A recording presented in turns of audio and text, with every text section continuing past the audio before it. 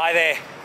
A few weeks ago I posted a video about the plans to demolish the Bui Chu Church in Nam Dinh province, south of Hanoi. Well, I'm in Hanoi at the moment and I'm standing in the grounds of another church, which I'll introduce a bit later. But good news, the Bui Chu Church looks set to be saved. It looks like this church will not be demolished. The uproar from local people across the country has resulted in a review of that decision, and it looks like the historic church at Bui Chu might survive. Bui Chu Church dates back to the 1880s, and the Bui Chu parish is one of the oldest in Vietnam. This is where Catholicism first took root in the country. So it's a pretty important church, and it's great news that that church is going to survive. This decision comes on the back of a couple of other interesting heritage decisions. In Saigon, two buildings, another church over across the Saigon River at Thu Thiem. That church it's been decided that it will be protected and it will survive the development that's taking place across in Thu Thiem. And the second case was one from last year, another building, another colonial era building in the centre of Saigon that was to be demolished, but that decision was also reviewed, and that building is, which is also among the oldest in the city, that building is to be preserved as well. Vietnam's had a pretty tough run in terms of heritage architecture over the last 20 years and perhaps more so in the last 10 years.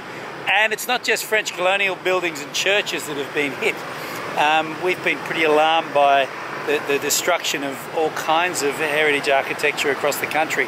Temples, pagodas, and even relics in Hue, in the old capital. So if there's a bit of a change of heart, then that's a great thing. And the other really good thing about it is that it's being driven by local people. This is very much a local movement and a local awareness of heritage that is developing. So this here is the Cua Bac Church, and this is one of the most famous churches in Hanoi.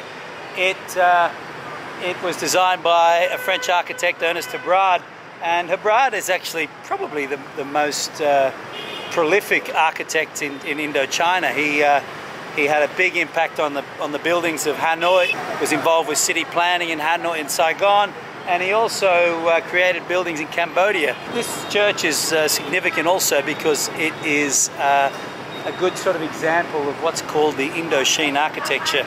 It combines European and Asiatic architectural elements, and that period of architecture that was often driven by colonial architects really, I think, starts to take hold in the 1920s.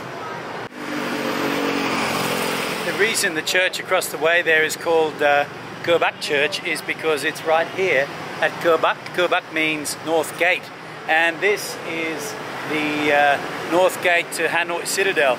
And this is the only surviving gate to the Hanoi Citadel. This was built in the early 19th century.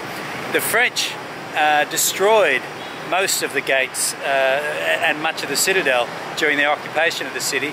And if you come over here, if you look behind me here, you can see damage done to the walls here by French cannons when the French were attacking the city. When the French finally conquered the city in the 1880s, they made it the capital of French Indochina, and so began a period of major colonial building and construction, but it was also a period where a huge amount of Vietnamese heritage was lost. For more independent travel information about Vietnam, head over to rustycompass.com. Thank you.